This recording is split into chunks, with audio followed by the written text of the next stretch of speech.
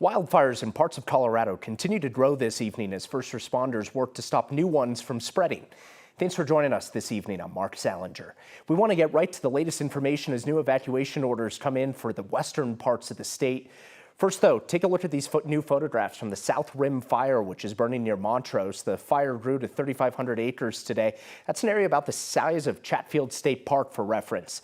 The fire has forced the closure of the Black Canyon of the Gunnison National Park and led to a handful of evacuations in the region. Still no containment right now. Fire crews are still worried about gusty winds and dry brush in the area. Further west, fire crews are trying to get containment on the Sow Belly fire, burning in a conservation area in parts of 3 counties, Mesa, Delta, and Montrose counties. Burned almost 2,300 acres right now, still no containment either. Fire crews also responded to a fire along I-70 in Eagle County today. The highway was briefly closed as investigators think that a blown tire started that fire.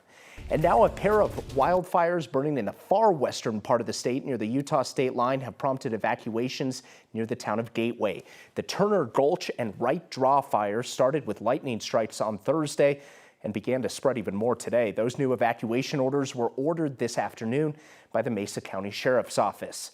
I want to bring in Corey Breppenhagen now. And Corey, fire after fire after fire, and a lot of these have been caused by dry lightning in a part of the state that really could use a lot of rain.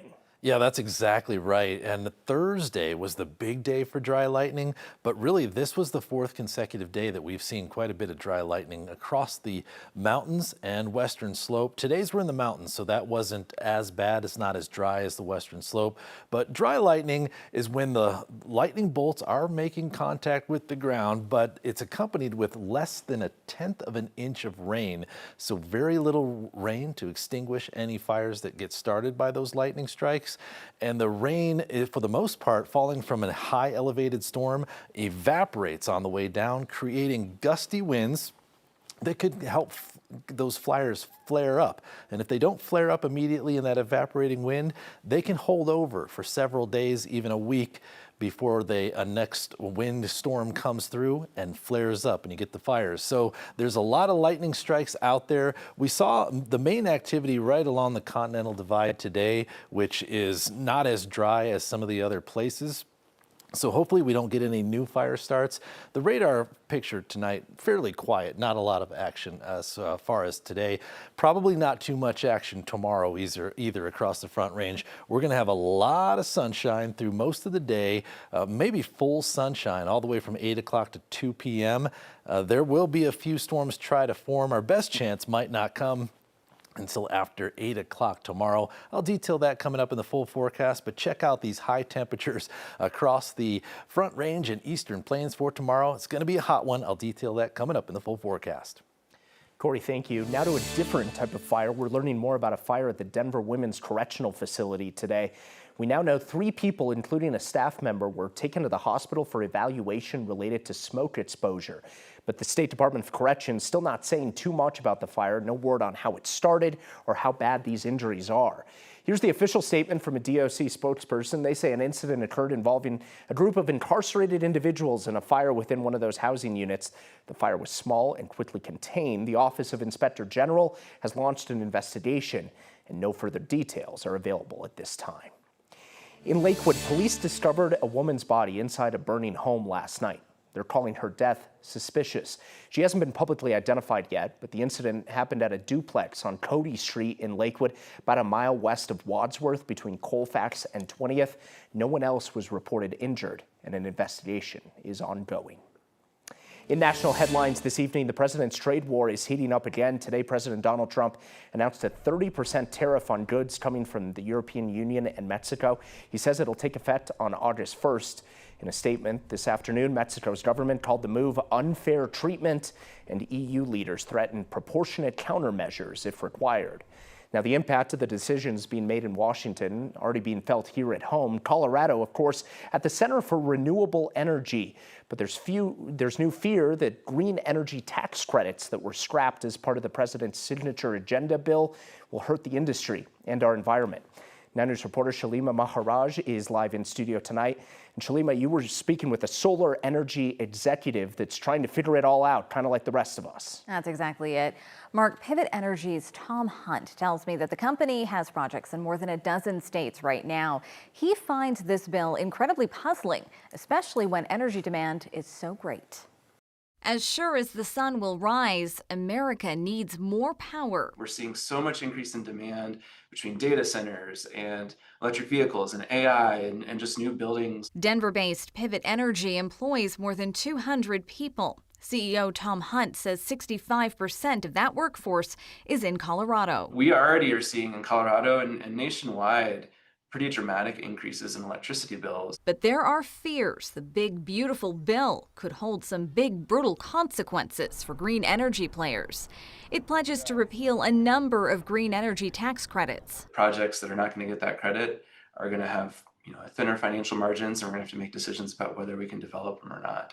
MSU Denver economics professor Kishore Kulkarni says Colorado already has a significant renewable energy sector. This bill actually punishes for having alternative energy sources. He worries removing or reducing incentives could make consumers think twice about going green. Taking that away has the real risk of increasing electricity prices even more. Hunt isn't concerned about the long term. We need electricity if he can navigate the uncertainty today. It's just kind of a question of how do we get from here to there.